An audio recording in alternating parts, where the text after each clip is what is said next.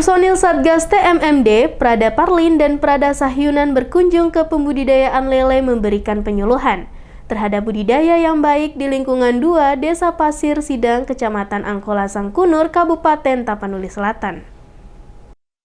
Satgas TMMD ke-111 Kodim 0212 Tapanuli Selatan dalam kesempatan yang ada selalu melakukan silaturahmi ke semua kalangan masyarakat. Kali ini, Prada Parlin dan Prada Sahyunan berkunjung dan melihat-lihat peternakan budidaya lele. Dalam kesempatan itu, para prajurit TNI juga memberikan arahan terkait bagaimana membudidayakan ikan lele sehingga hasilnya maksimal. Hasbi Lubis, pemilik budidaya lele, mengaku sangat senang dan bangga didatangi para prajurit TNI yang tergabung dalam Satgas TMMD ke-111 karena saling bertukar ilmu sharing terkait pembudidayaan ikan lele.